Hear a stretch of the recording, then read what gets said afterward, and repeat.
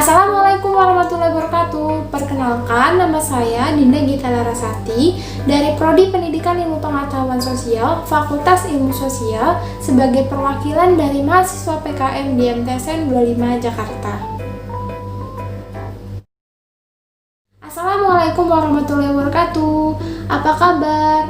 Ibu harap semua dalam keadaan sehat.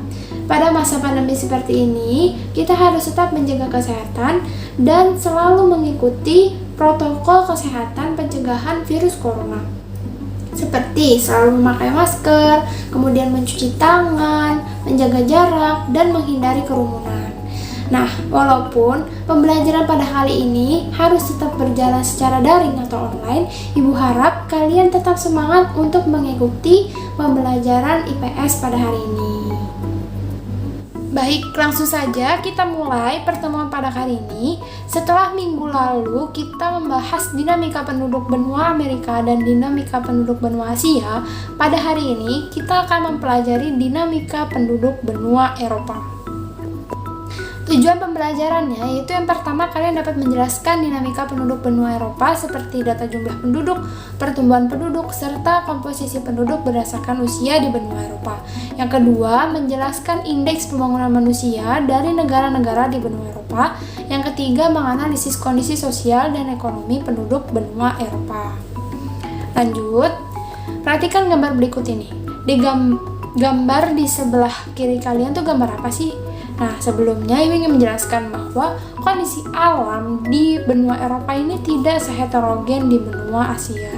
Dan interaksi antar negara di benua Eropa ini sangat intensif, dan beberapa negara di benua Eropa ini memiliki kesatuan atau membentuk kesatuan yang kita sebut masyarakat Uni Eropa.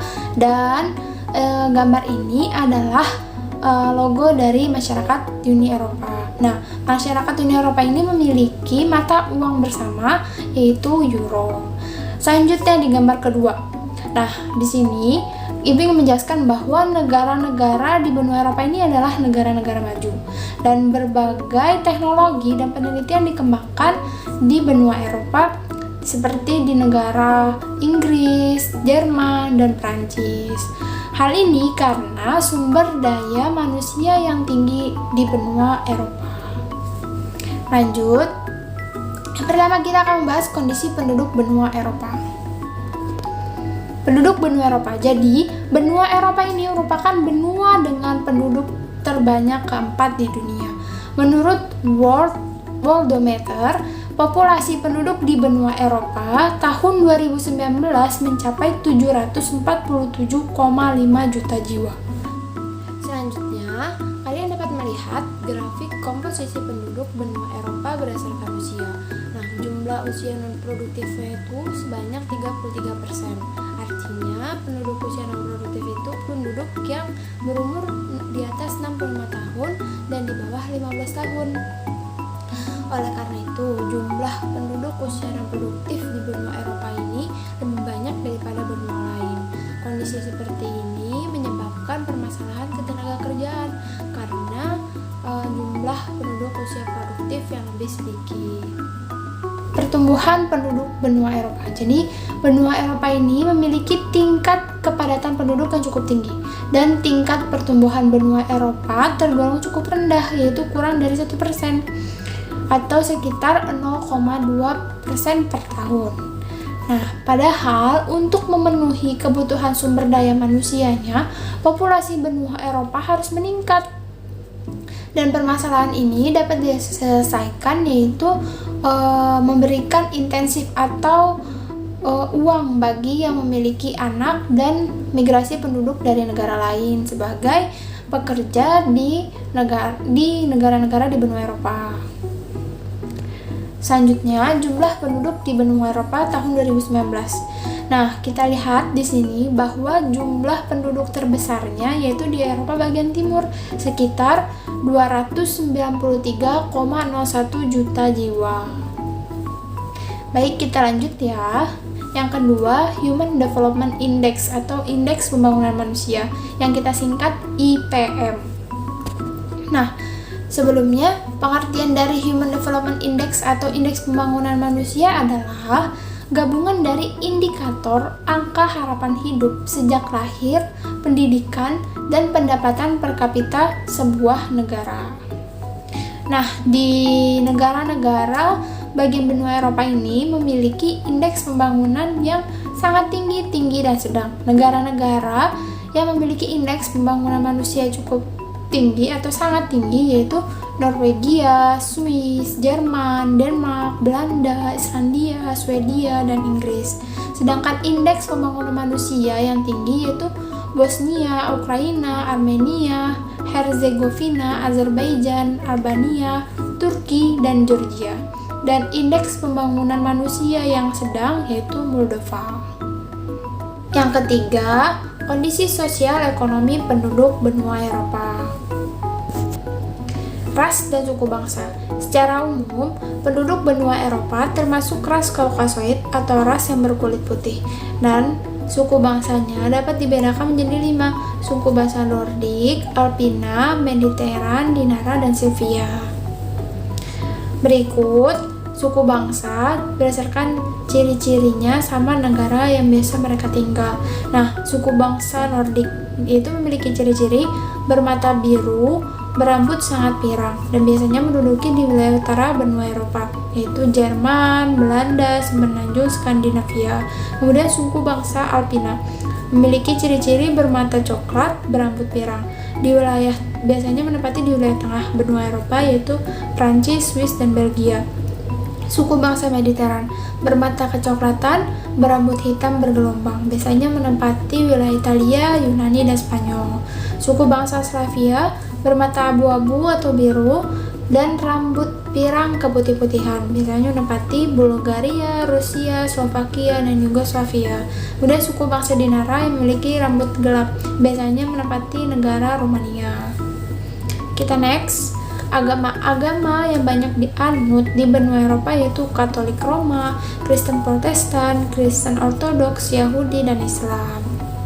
Bahasa di benua Eropa yaitu bahasa internasionalnya bahasa Inggris, bahasa terbesar adalah bahasa Rusia, Jerman, Spanyol, Prancis, Portugis, dan Belanda.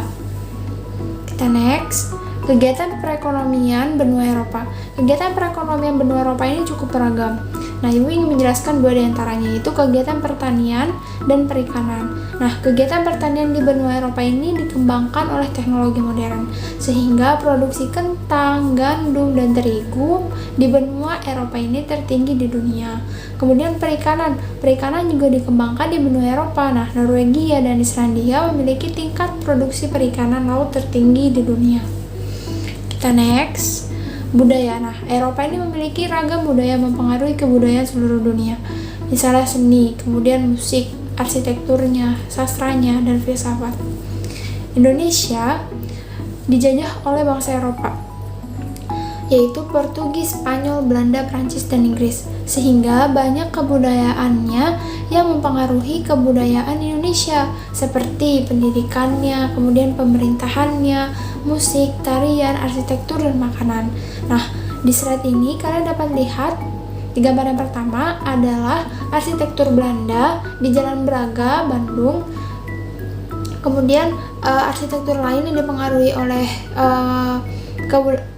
arsitektur Eropa misalnya, yaitu Museum Fathahillah di Jakarta. Nah, di gambar yang kedua kalian dapat lihat frikadeler dan perkedel. Frikadeler ini adalah makanan khas Belanda yang menggunakan bahan utamanya daging. Nah, Indonesia juga ada frikadeler, tapi namanya perkedel dan bahan utamanya adalah kentang. Metode pembelajaran yang digunakan yaitu problem based learning. Setelah Ibu menjelaskan materi, selanjutnya kita akan mulai berdiskusi melalui WhatsApp group terkait permasalahan kependudukan di benua Eropa.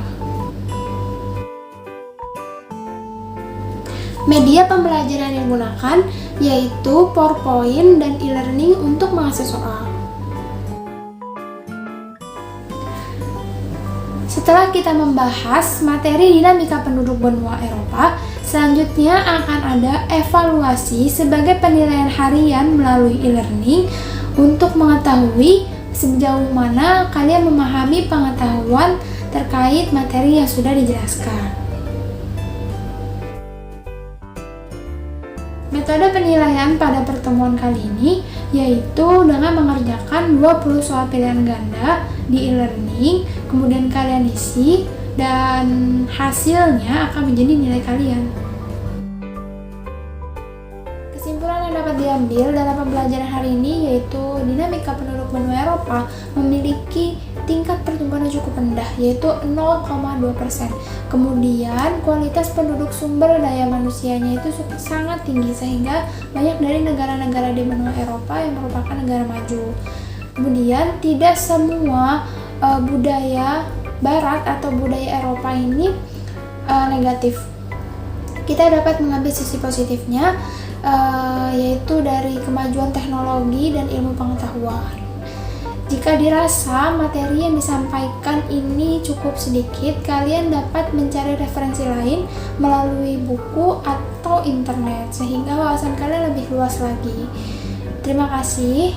Sekian materi atau pembelajaran kali ini. Kurang lebihnya mohon maaf. Wassalamualaikum warahmatullahi wabarakatuh.